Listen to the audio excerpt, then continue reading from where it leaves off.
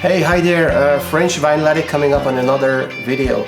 Last month I was very lucky to take a trip to Europe, so I went back to France to spend some time with my family obviously and see my friends.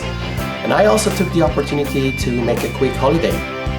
Well, a 4-day stay in the UK, so particularly in the southeastern part of England. So we drove down to Eastbourne, Hastings, Canterbury and Maidstone. Pretty good. And once I got there, guess what? I went to a couple of record stores, record shops as they say, and this is what I brought back from England. Ready? Let's go!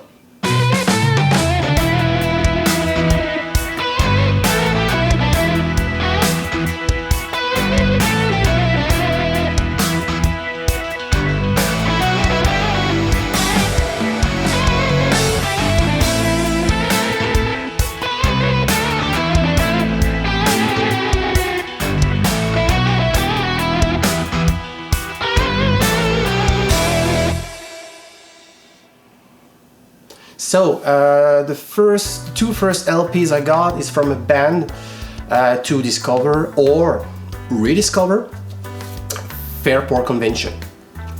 When I got into prog rock, I got interested in the why and the wherefores of the genre, and it has been rapidly brought to my attention that Fairport were a massive or serious source of inspiration for plenty of early 70s prog rock bands, as they had initiated the foundation of English folk rock style in the late 60s in the UK. The band was discovered by Joe Boyd, a famous American producer. He spent quite a lot of time in the UK in the 60s working with Clapton, with Soft Machine and Pink Floyd at their beginning, managing the UFO underground club. So he produced the first album. This is a Fairport Convention's self-titled debut album. And it's funny because at their beginning they were nicknamed the British Jefferson Airplane, as this album covers indeed quite a few numbers, cover version written by typical American folk songwriters such as Emmett Rhodes, Bob Dylan or Johnny Mitchell, who is Canadian. So Fairport Convention, first album, and that's the only one with Judy Dybel on vocals.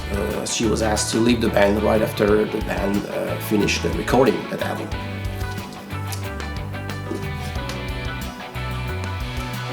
Second one is Half-Breaking, so still Fairport Convention.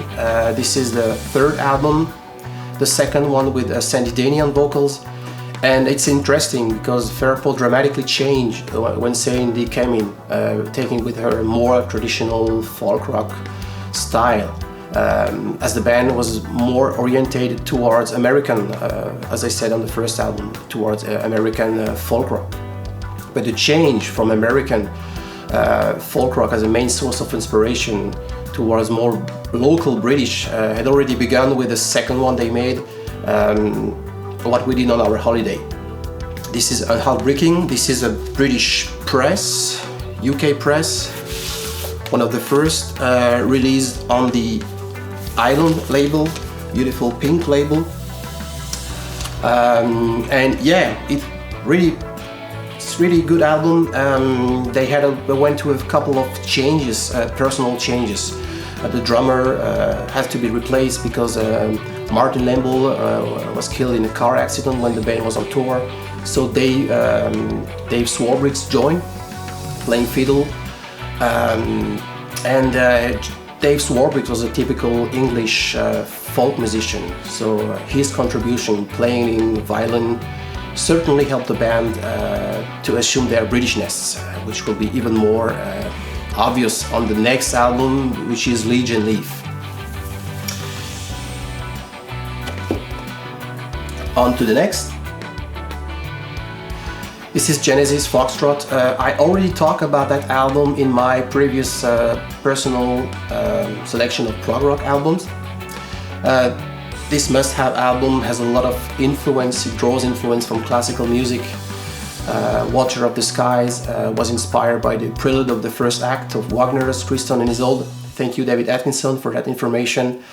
And it contains obviously Supper's Ready, 23 minutes wonder, which could be used alone to define what progressive music was in the early 70s. So this is truly a masterpiece, a must-have album when talking about prog rock. And this is a British press, UK pressing, one of the first, released on the famous Charisma label.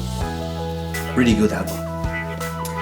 On to the next, still in the prog rock genre, Renaissance or Renaissance with French accent. Renaissance, Sherazade and Other Stories.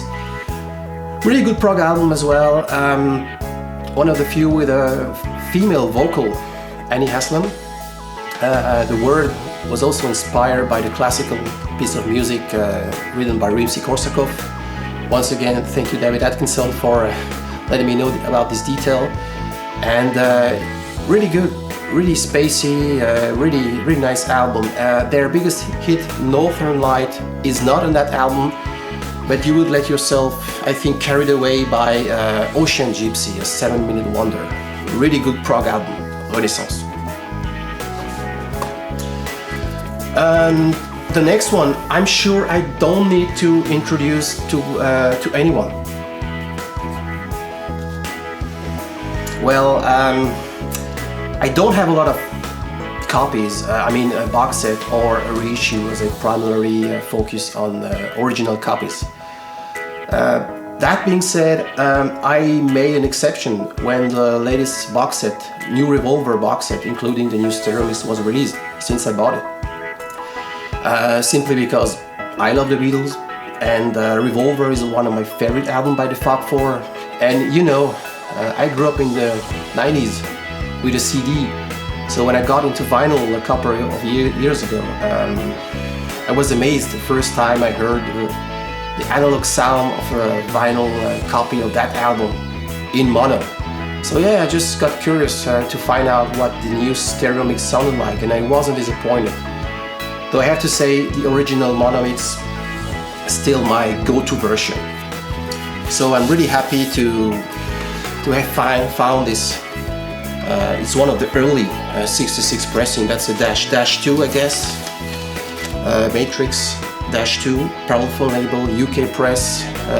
Sounds amazing. Revolver by the Beatles. And the last one, Freedom, self-titled album. Founded by 2 ex-members of Procol Harum, and it's interesting because their style has evolved from the first album. They were like progressive, typical late 60s progressive rock, to a more late 60s hard rock, as we can hear on the second one. This is the third one. It's a solid heavy blue album. It's a power trio by then. I think they were like five-piece member. Now it's on this album they were a power trio. I already had in my collection that one, Freedom Through the Years. That's the 4th album. So I'm pretty happy I stumbled across during my European English vacation. So I hope you like it. Thanks for watching, and stay tuned for the next chapter.